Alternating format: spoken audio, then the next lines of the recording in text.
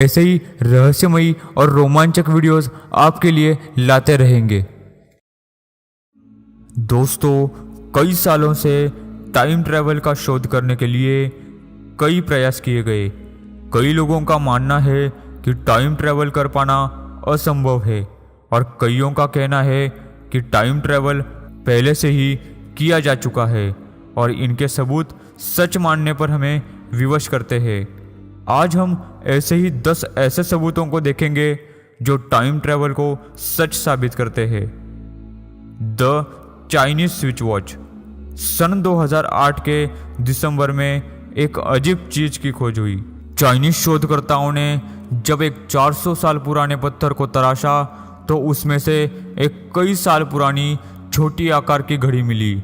शोधकर्ताओं का कहना था कि चाइना के मिंग डायनेस्टी गुफा में शोध करने वाले वे पहले इंसान थे।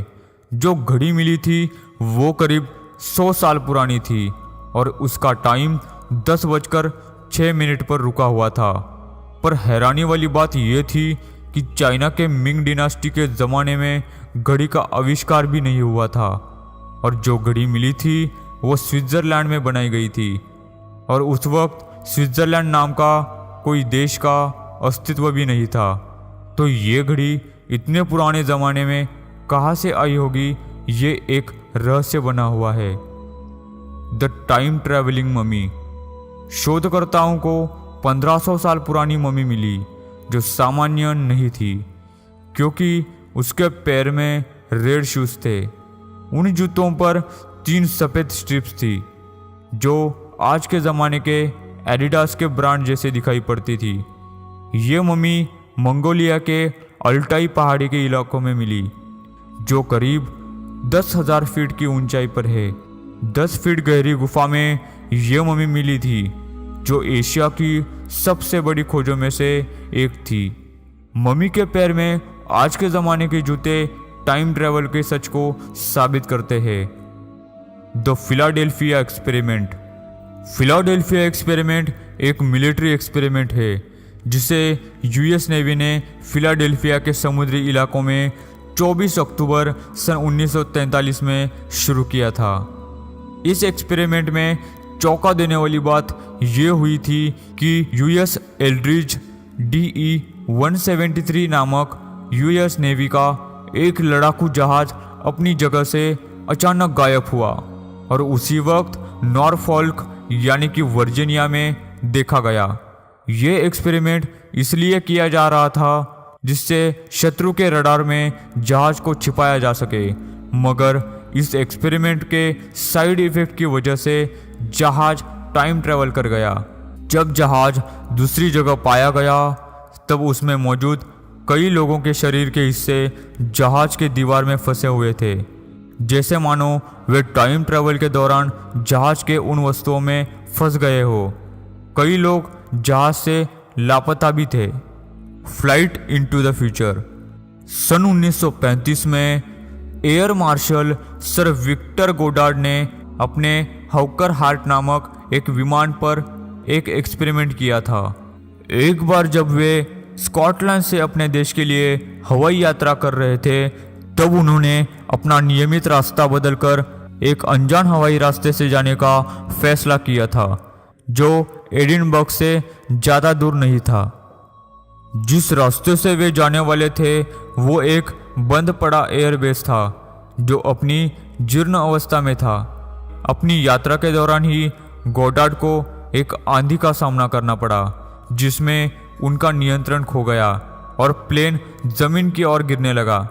जब वे जमीन पर पहुंचे तब उन्होंने देखा कि वही सेम एयरबेस एकदम से अच्छा और कार्यरत दिख रहा था। उनके बताने के अनुसार वहाँ पे 4 पीले प्लेन्स भी खड़े थे जो काफ़ी आधुनिक थे और उनके समझ के बाहर थे। वे मिस्ट्री सुलझाने के लिए 4 साल बाद गोडार्ड वापस उसी जगह गए और तब उन्हें वही 4 प्लेन्स दिखाई दिए जिन्हें उन्होंने 4 साल पहले ही देख लिया था और जिनका आविष्कार बाद में हुआ था। The Montauk project. Montauk air force station एक ऐसी जगह थी जो काफ़ी बड़ी प्रयोगशाला थी। माना जाता है कि वहाँ पर गवर्नमेंट के टॉप सीक्रेट एक्सपेरिमेंट्स किए जाते थे जो टाइम ट्रैवल से रिलेटेड थे। गजब तब हुआ जब सन 1980 में दो साइंटिस्ट प्रेस्टन निकोलस और अल्बाइलेक इन्होंने दावा किया कि उन्हें कुछ ऐसी बातें याद आ रही थी जो शायद उनसे भुलवाई गई थी। उनके अनुसार उस प्रयोगशाला में एक टाइम टनल बनाया गया था जिसकी मदद से वैज्ञानिकों को 1943 में पीछे भेजा जा सकता था। The large hadron collider.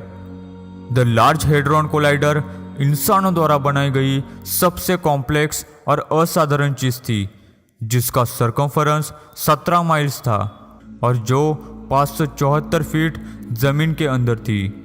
ये कोई साधारण चीज नहीं थी बल्कि दुनिया का सबसे बड़ा, खतरनाक और सबसे शक्तिशाली एटम स्मैशर था जो प्रोटॉन्स को एक दूसरे पर इतने स्पीड से कोलाइड करता था जो स्पीड करीबन प्रकाश यानी कि लाइट के स्पीड जितना था। यह कोलाइडर इतना शक्तिशाली था कि वैज्ञानिकों को डर लगता था कि इससे ब्लैक होल या फिर वर्म होल की उत्पत्ति ना हो जाए जो पूरी दुनिया को समाप्त कर देगा। इस कोलाइडर ने ही सन 2012 में हिग्स बोसोन का शोध किया था। ये हिग्स बोसोन ही गॉड पार्टिकल है जिससे यूनिवर्स के मास का पता लगाया जा सकता है। गॉड पार्टिकल के साथ ही एक और पार्टिकल का भी आविष्कार हुआ था जिसका नाम हिग्स सिंगलेट था। ये पार्टिकल वेलर और होस की थ्योरी के मुताबिक इतनी क्षमता रखते थे कि वे 5th डायमेंशन में भी जंप कर सकते थे जहाँ से वे फ्यूचर और पास्ट में जाने की भी क्षमता रखते थे। Rudolf फेंट्स।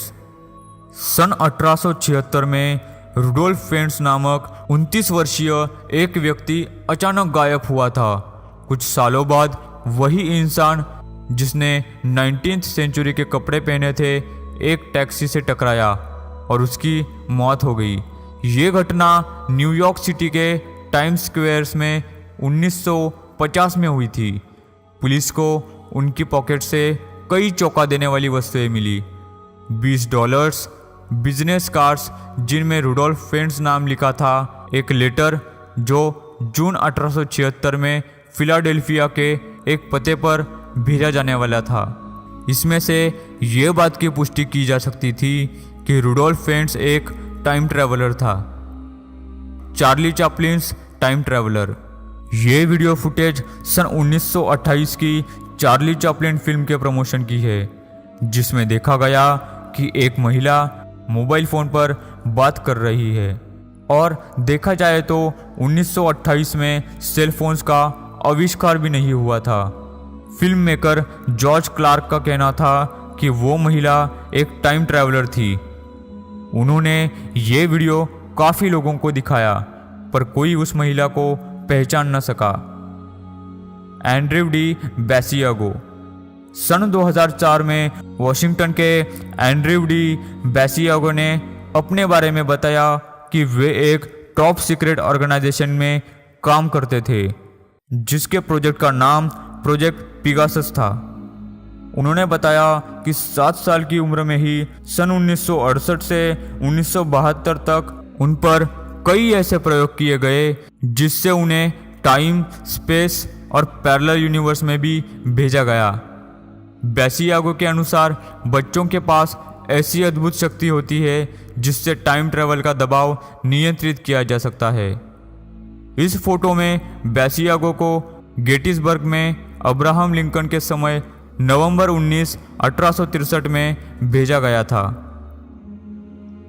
Mysterious man in the book. एक किताब मिली जिसे सन 1974 में प्रिंट किया गया था। इस किताब में पुराने समय के फोटोग्राफ्स और स्टोरीज लिखी हुई थी जो कि केप स्कॉट इलाके की थी जो अभी भी कनाडा और अमेरिका के बीच में स्थित है। उस किताब में एक तस्वीर सबसे चौंका देने वाली थी जिसमें सन 1917 के ज़माने के पहनावे में सारे लोग देखे जा सकते हैं सिवाय एक आदमी के।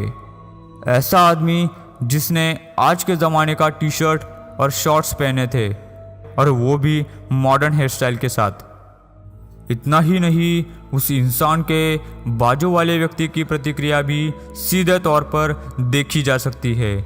फोटो में ये इंसान कहाँ से आया, ये आज भी एक रहस्य बना हुआ है।